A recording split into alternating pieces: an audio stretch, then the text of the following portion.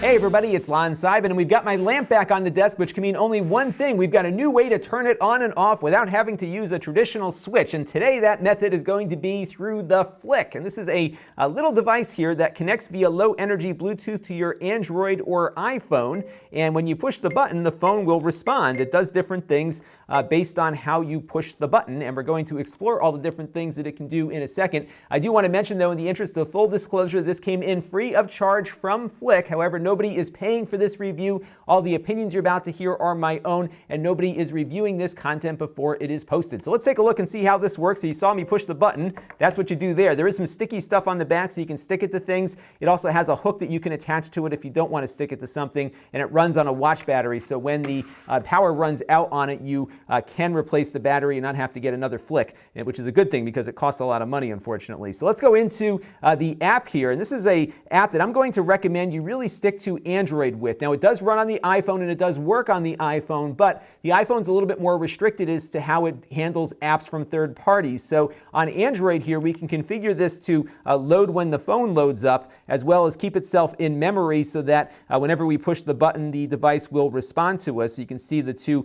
settings there that I have switched on. However, on the iPhone, it doesn't work like that. Apple doesn't allow the apps to load up at startup. You have to go in and load the app up before you push the button. Otherwise, it's not going to work. And sometimes on the iPhone too, it kind of quits the application when the memory gets a little full.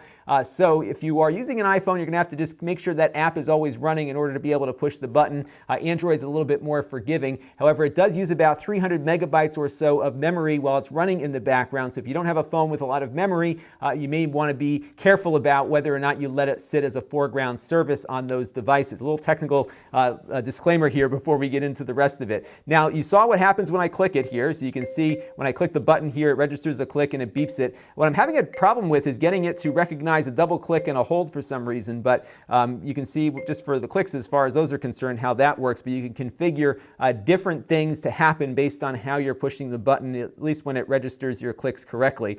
So we're going to go over here to Click, and I'm going to set up my home automation here first. So we're going to go over here to the Wemo. It supports the Wemo directly as well as the Harmony Hub and the Philips Hue. And I'm going to select my Wemo here. We already configured the one I have on my network. I'm going to set it to toggle, so every time I push the button, it will turn the light into the opposite position that it's currently set to, but you can also just set it to turn it on every time you push the button or off. So you have some options there. I'm going to hit save. And now what I'm going to do is switch back to my other camera view here, pull my light over, push the button, and there we go. You can see the light is turning on and off. Now there's another little thing you can do with this, and that is embed other actions when you push that button. So you saw right now we've got the Wemo connected. I can go back to the Click here and then add other things. And what's nice is they have a bunch of different services that they support as well. So if I go over here to Tools, you can see it supports Zapier and If This Then That and a whole bunch of other stuff. So if the hardware device or thing that you want to do is not built into the app, you can connect to a third-party service that likely has the thing you're looking for. So if you are using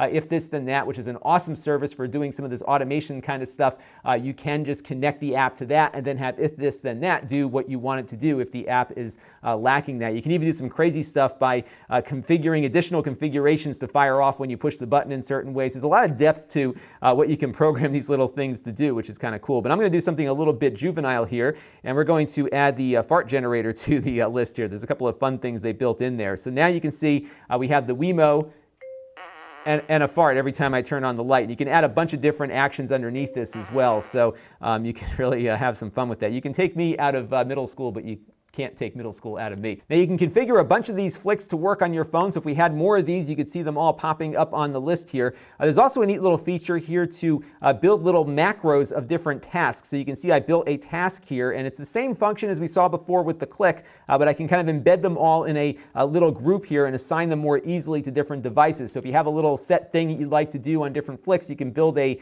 macro in here and then assign it to those devices individually if you want. So if we go back over to our Flic here, and we see we have the Click right now, which is just turning the lamp on and off. But what I can do here is go to Click and then add a task, which is that list that we just did before. And what's going to happen now is it will turn the light on and then execute the task that we just created with the fake call and the egg timer.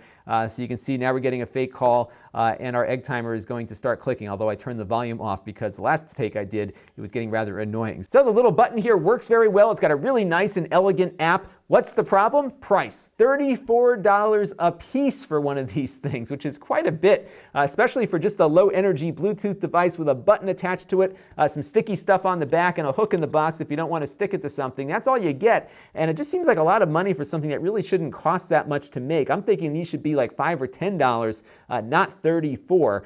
So that's the going price if you buy them individually. You can save $10 a piece if you buy them in a pack of 4. You can get 4 for $100, but still quite a bit of money for something that I think is going to get lost or eaten. My dog almost ate this earlier because she thought it was a piece of cookie or something. So I just have a hard time recommending this thing at the price tag they're asking for it. Hopefully they'll bring the cost down, because I'd love to just have one stuck to my shirt here and make phone calls like Captain Picard on Star Trek just by tapping my little communicator badge here. It's a really cool device, but not cool enough to spend $34 a piece on them. This is Lon.TV. Thanks for watching. This channel is brought to you by my Patreon supporters. If you want to help the channel, you can by contributing as little as $1 a month.